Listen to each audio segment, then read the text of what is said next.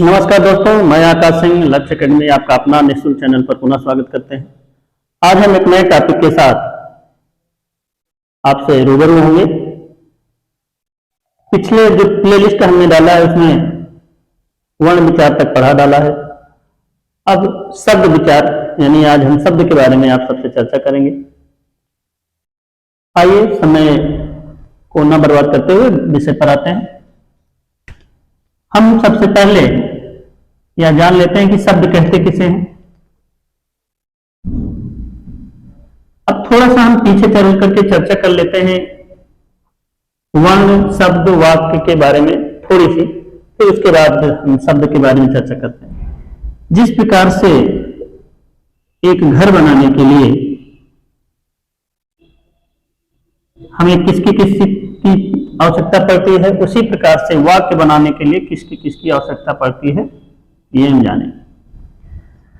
पूछा जाए घर की सबसे छोटी इकाई क्या है तो पता चलेगा ईंट, लेकिन ईंट के तो और टुकड़े हो सकते हैं। जबकि हमने वाक्य में वर्ण के बारे में पूछा है तो वर्ण जो होता है ऐसी ध्वनि होती है जिसके और टुकड़े नहीं हो सकते। तो घर भी जिस मटेरियल से बनता है उसमें कौन सी ऐसी सबसे छोटी इकाई है जिसके और टुकड़े नहीं हो सकते। तो हम मानते हैं ईंट ईंट बनाए मिट्टी के कांच से, तो मान लिया मैं मिट्टी का काम।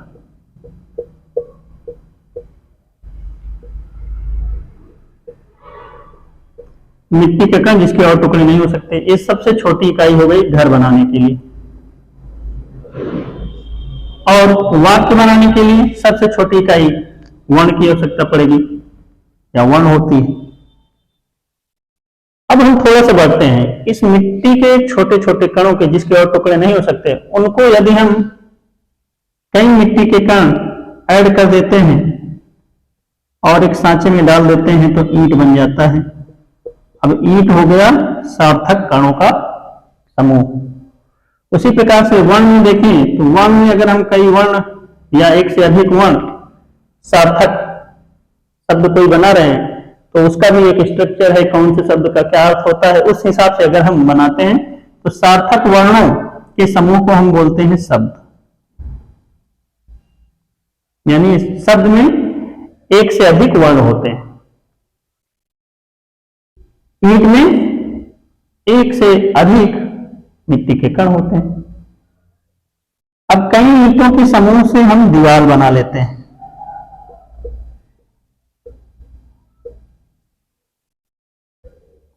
इन्हीं दीवारों से हम हमारा कमरा तैयार हो जाता है।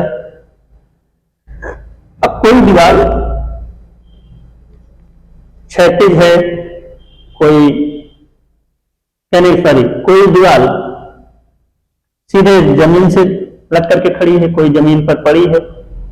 तो है दीवार ही, चाहे छत का हो, चाहे नीचे तल का हो, चाहे अगल बगल की दीवारें हैं तो दीवार। अगर हम एक स्टेप और इसमें बढ़ा देंगे, दीवारों के समूह से सार्थक दीवारों के समूह से कमरा बनता है। तो हमें यहाँ एक कमरे में हम रह लेंगे, हमारा जो मकसद है पूरा हो जाएगा, सुरक्षा प्राप्त करना जाड़ा गर्मी बरसात चोट जानवर से। उसी प्रकार से हम वाक्य से थोड़ा एक स्टेप और आगे चलते हैं। यहां गद्य खंड या पद्य खंड तक।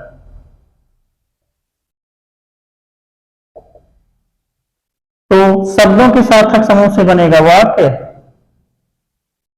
और वाक्यों के सार्थक समूह से बन जाएगा कोई एक गद्यांश, किसी कहानी का एक हिस्सा या कोई कविता का एक हिस्सा।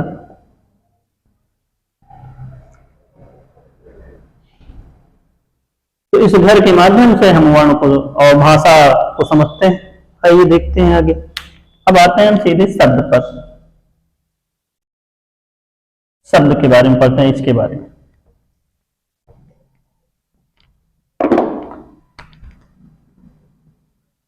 शब्द कहते किसे हैं? तो शब्द जो है वो भाषा की सबसे छोटी इकाई के सार्थक योग से बनता है। तो इसकी परिभाषा होगी, भाषा की सबसे छोटी इकाई वर्ण होती है। वर्णों के सार्थक समूह को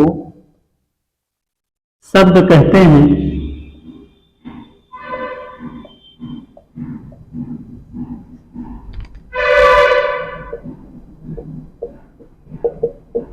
जैसे,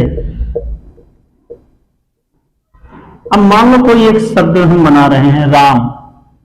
राम ले लेते हैं। राम शब्द में कई वर्ण हैं और वो सार्थक क्रम में रखे गए, सही क्रम में रखे गए, इसलिए राम एक शब्द बना। अगर हम इसको तोड़ें, इसको ऐसे खंड में तोड़ें कि उसके बाद उसका और खंड ना हो सके, तो रा।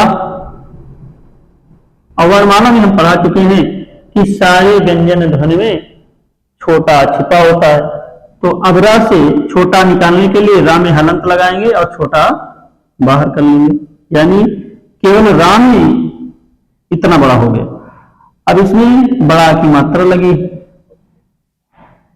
ये अलग हो गया। तो हम दो अलग अलग चीजें क्यों? तो इस आंख जब कोई मात्रा ना लगी हो तब छोटा छिपा होता है, जब बड़ा का मात्रा लगा है तो छोटा की कोई बात ही नहीं, तब वो बड़ा ही माना जाएगा। तो यहां बड़ा आ, रा प्लस बड़ा, फिर मां है, मां में कोई मात्रा नहीं लगी है तो इसमें छोटा छिपा हुआ है। ये इसका वर्ण विन्यास हुआ, यानी राम शब्द इतने वर्णों से मिलकर के बना है। अब जो चारों वर्ण हैं इसके और टुकड़े नहीं किए जा सकते, यानी इससे छोटा नहीं हो सकता। हाँ, इसको आ को कह सकते हो कि इसको दो बार छोटा लिख सकते हैं, तो लिख सकते हो, हमने आसानी के लिए सीधे बड़ा लिख दिया है, तो इससे ज्यादा छोटे टुकड़े नहीं हो सकते। ऐसे ही दुनिया के जितने शब्द हैं सब किसी न किसी वर्णों के निश्चित क्रम से ही बने। अब हम बात करेंगे शब्द के भेदों पर कि शब्द कितने प्रकार के होते हैं। जैसा कि आप लोग पहले भी जानते होंगे यूपी टेट वाले कि शब्द के 3 भेद आप बीएड और बीटीसी के कोर्स में भी पढ़े होंगे, यदि सिलेबस को कवर किए होंगे तो वहां पर भी शब्द की परिभाषा, उसके भेदों के नाम दिए गए थे। तो शब्द का पहला जो हिस्सा है, पहला भाग है, वो है रूढ़ शब्द।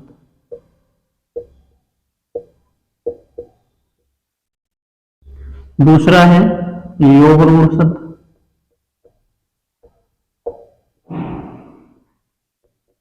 और तीसरा है यौगिक शब्द।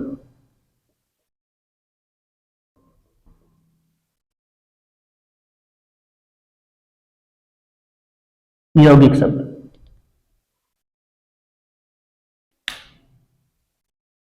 हम आज इसकी परिभाषा न बता करके अगले वीडियो में बताएंगे, लेकिन इसके उदाहरण लिख लेते हैं, मौखिक हम कुछ बता देते हैं। मान लीजिए रूढ़ के शब्द होते हैं जो शब्द केवल उन्हीं के लिए उपयोग में लाए जाते हैं। कुर्सी हुआ, फूल हुआ,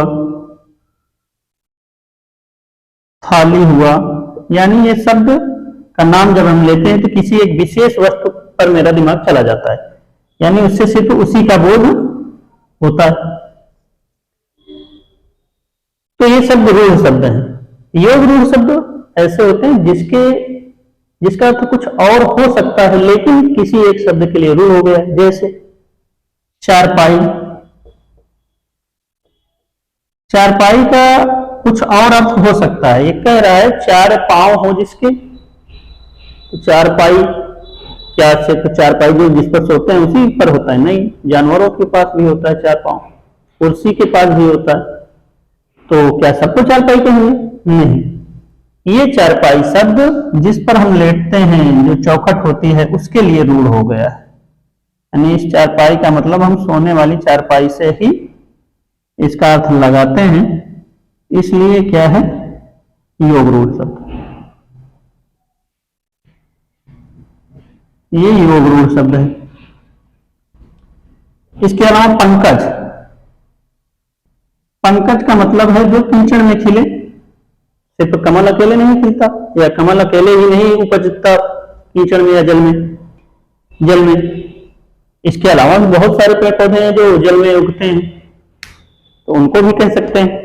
लेकिन पंकज कमल के लिए रूढ़ हो चुका है, इसलिए योग रूढ़ शब्द है। हम पंकज का मतलब सिर्फ कमल के अर्थ में लेते हैं। यौगिक शब्द सबसे आसान है, इसमें एक से अधिक शब्दों का योग होता है। उदाहरण के लिए जैसे रसोई